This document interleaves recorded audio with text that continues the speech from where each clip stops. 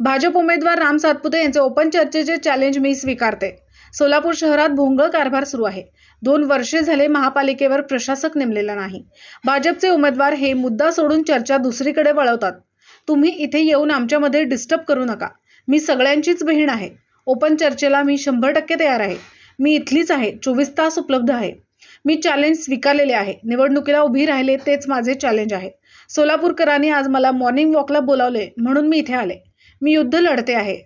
ही लढाई माझी एकट्याची नसून सर्व सोलापूरकरांची आहे।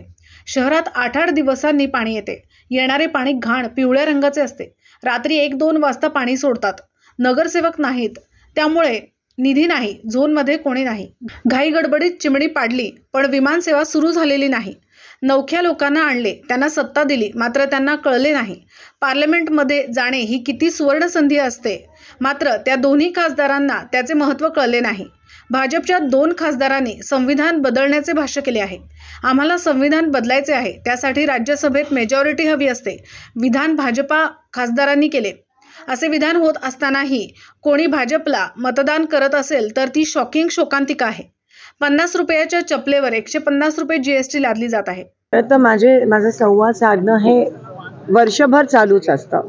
गेली 15 वर्ष मी संवाद साधते लोकांशी आणि आज मला मॉर्निंग वॉकला इथे सगळ्यांनी बोलवलं। गड्डमजींनी गंजीजींनी ह्या ठिकाणी मला इन्व्हिटेशन दिलं आणि मी सगळ्यांना मला भेटायचा आशीर्वाद घ्यायचा ची संधी मिळाली। एक युद्ध लढत आहे। ही लढाई फक्त माझी नाही, आपल्या सगळ्यांची आहे, ह्यांची आहे। हे शहरात राहतात, हे त्रस्त आहेत।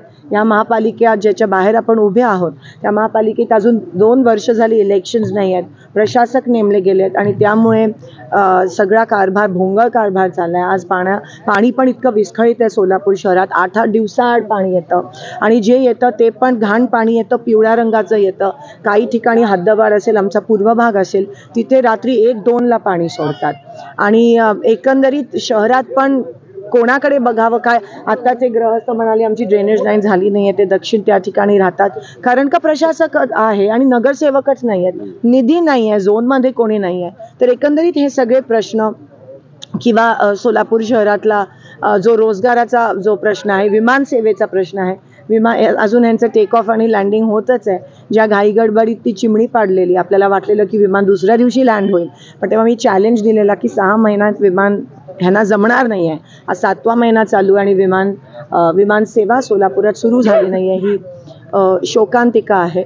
आणि अनेक असे प्रश्न आहेत। आज रिक्षा बघतो आपण, रिक्षामध्ये 10-10 लोक, लहान मुलं कोंबली जातात कारण का महानगरपालिकेच्या बसेस पण ह्या ठिकाणी कार्यरत नाही आहेत। तर हे सगळे विषय घेऊन मी इलेक्शन लढत आहे आणि गेले 10 वर्ष जे काही आश्वासनं आपल्याला भाजपकडून मिळालेली ती काही त्याची पूर्तता होऊ शकली नाही। नवख्या लोकांना आणलं, सत्ता दिली, त्यांना कळलं नाही पार्लमेंटमध्ये जाणं ही किती सुवर्ण संधी असते, पण त्या संधीचं सोनं नाही करू शकले दोन्ही खासदार। एवढं मोठं काम ते आपण लोकशाहीच्या मंदिरात जातो आणि आज कालच त्यांच्या भाजपच्या खासदारांकडून संविधान बदलण्याचं ऑन रेकॉर्ड दोघांनी स्पीचेस दिले की आम्हाला संविधान बदलायचं, त्यासाठी राज्यसभेत मेजॉरिटी। म्हणजे हे जर आपल्या देशात होत असेल आणि तरी जर कोण भाजपला मतदान करत असेल तर ते शॉकिंग शोकांतिका आहे। म्हणून कृपया असं होऊ देऊ नका। बाबासाहेबांनी दिलेलं संविधान बदलायचं जर कट कारस्थान जर कोण करत असेल तर आपण लोकशाही राहणार नाही यापुढे।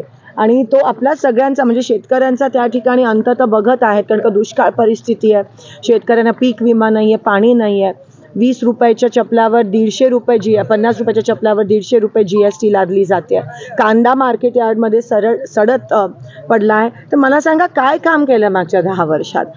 आणि ज्या थाटामाटात तुम्ही येता आणि जे पंतप्रधान म्हणतात की प्रत्येकाच्या खात्यात मी 15 लाख जमा करू शकतो, त्यांच्याकडून एवढी कामाची अपेक्षा असते आणि जेव्हा ते काही करत नाही तेव्हा तो घाव खूप जास्त डीप होतो आणि तेच एकंदरीत कळलं। लोकांचा वापर फक्त सत्तेत आणण्यासाठी केला गेलाय, पण आता लोक फसणार नाहीत, त्यांचा विश्वासघात केला गेलाय, पण आता लोक फसणार नाहीत आणि मला असं वाटतं तर लोक योग्य तो निर्णय घेतील। प्रणिती शिंदे या माझ्या मोठ्या भगिनी आहेत अशा पद्धतीने